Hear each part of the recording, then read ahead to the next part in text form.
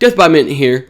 I want to start the video off by apologizing for my last video, which is a video I made about Ghost Recon Breakpoint. I had some technical difficulties and some rendering issues, and that video didn't turn out the way that I was hoping, but I found that out after I uploaded it to my channel several hours after, and I was like, I'll just keep it, and then next video that I upload, I will apologize for it, which I'm apologizing. I'm sorry. Had some technical difficulties.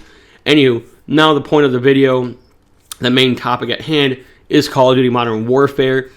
And I'm going to be talking about the pros and cons. I'm going to be talking about my opinions, my thoughts about the game.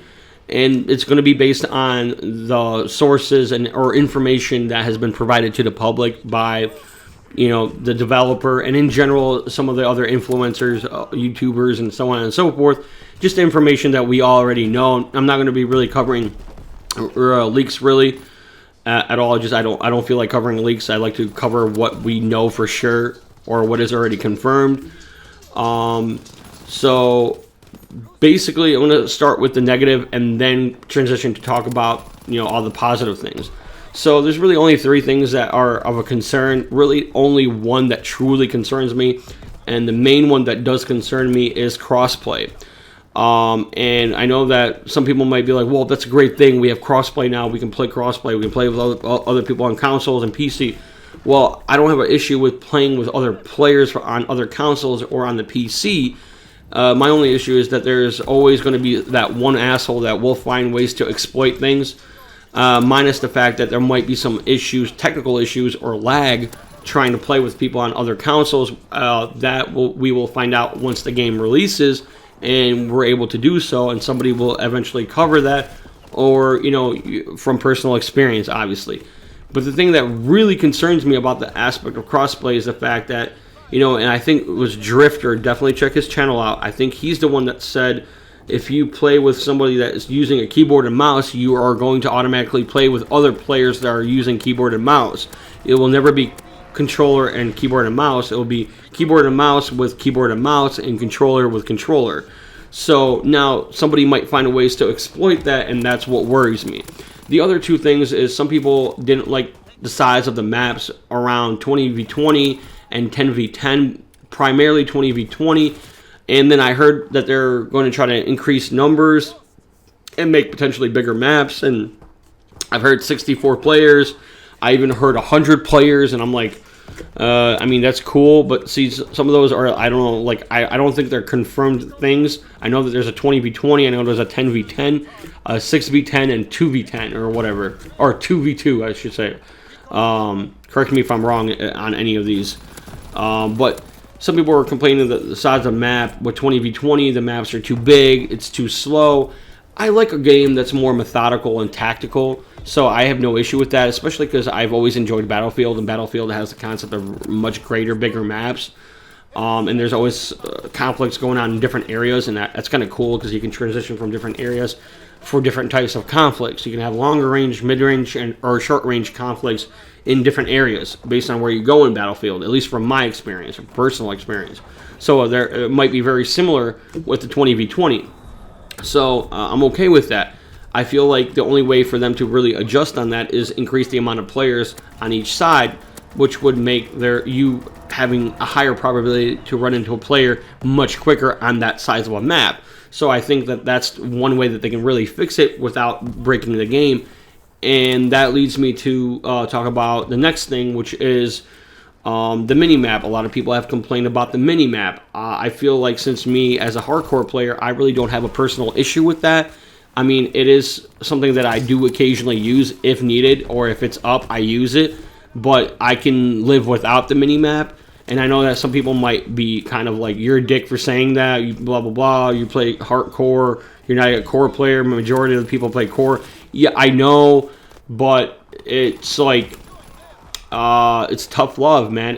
I feel like you grow your skills and become a better player if you master the map, if you master spawns, rotations, flanks, landmarks, in general, how the map is structured without the mini-map. I feel like you then don't even need the mini-map.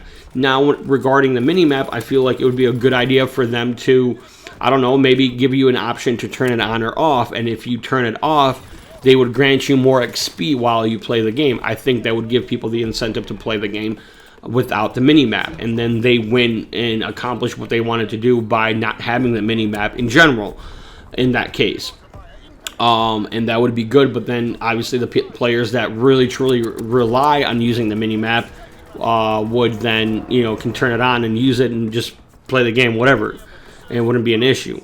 Now, those are the negative things. Like I said, really, that one aspect of crossplay was the only thing that I was really concerned about. And obviously, the two other things, they're like minor concerns. Obviously, I don't hate the mini-map. I would prefer to have it. If I was to play core or whatever, it would be nice to have the mini-map, right? Just to be honest. I'm going to take a sip of my delicious homemade beverage, which is water and lemons. It's really, really fucking refreshing. It's so delicious. I feel like some of these things that people complain about are not really serious things. Once you get used to it, it's a learning curve. It takes time. Once you get used to it, it's not that bad. I just feel like your skills grow over time. Once you don't have something that you were used to, you get used to it eventually not having it, and then it might actually make you a better player. Now, off to the good things, because we're at over 6 minutes now in my commentary, and I feel like it's about that time for me to talk about the things that I'm very excited about and the things that I'm very, very, very excited about. So, I'm glad that they have a new engine. It has a lot more capabilities, so I'm glad that they made a new engine. The graphics look hella better, so I'm very interested in seeing what the game looks like. I might even consider buying 2 versions of the game, one on console and one on PC, to experience it on my laptop, because my laptop is capable of running that game with really good graphics. So I could also, maybe consider that. Maybe it really depends on how everything goes and if I'm able to. I don't want to make too much of an investment. I'd rather get it on console, maybe later get it on PC or something like that. But graphics great. The new engine, amazing. And obviously, the thing that really, there's been a lot of talk about the audio. I might actually consider buying like some really nice, expensive pair of headphones just to experience the audio, or have the audio experience in this game, because I heard a lot of good things, so I'm really looking forward to that experience. So I definitely do enjoy good, high-quality audio in a video game. It gives you a great level of immersion, so I really am looking forward to that. And then obviously, the movement system's a little bit different. It's like it's fluid and smooth, but then it has like the moments of jitter and grime. So I really do like it. So it's kind of like it's more methodical. I don't know what word I want to use. More like tactical, but I can't really. It's almost hard to describe. It's just really, it's different than what we're used to seeing in Call of Duty. So I'm looking forward to experiencing that. And the thing that I'm, this is more in the very, very excited category, is the gun mechanics. The fact that they have bullet drop now. It's a real projectile that's leaving the gun, going into an object. So there's that tactical realism in there. Bullets actually have value and weight, and, I guess every weapon based on its caliber has an effect and all that kind of stuff. So I'm really looking forward to that experience, and I think that's also something that Drifter has talked about. So like I said, I think earlier, definitely check his channel out. Since I, mentioned his name, I would, suggest people to go check out his channel. It's just Drifter. Cool dude. I don't want to dog or shit on anybody. Based on personal opinions, he's a good commentator. Very informative YouTuber. Throws out a lot of good information out there. So I give credit where credit is due. But I'm not going to express my personal opinions on anybody, because there's no point. Just wanted to get that out of the way there, so people don't think I'm a dick, okay? And I don't know him personally at all. I've never, just also for the record, I'm a small fish in a really big pond here. But, those are the things and then the main thing that really I am so looking forward to, I am super excited about this. This is like, this is the reason why I want to get this game, is the gunsmith customization aspect of it, where you can have so many different attachments. Like I think your pistols can get up to 30 different attachments. Most of your other guns can get, up to 60 or something like that. That is tremendous. That is great. I am super fucking excited for that. It's probably like the best thing that could happen in Call of Duty right now for me on a personal level. I'm very excited for that. And let me shortly, in a short way, kind of explain why I'm so excited about this. If you've ever fired a real gun, I have actually shot multiple different real guns in real life. A few, not really super, like a lot. Like I haven't shot like 20 different guns or anything, but I've shot, I've shot an AK before. I've shot pistols, not a real AK. They call it the Bill Clinton AK, which is a semi-automatic. You pull the trigger once and it. I'm pretty sure if you play Call of Duty, you know what a semi-auto is. It's kind of like you pull the trigger and it shoots one bullet. Just for those that don't know what semi-auto means. I've never shot a fully automatic AK. Just wanted to get that on the record so I don't get myself fucking in trouble here. But I've shot that. I've shot an Armalite, which is what an AR is.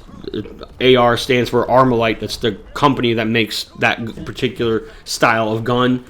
And it looks like your standard M16 or M4. Just wanted to get that information out there for those that don't know.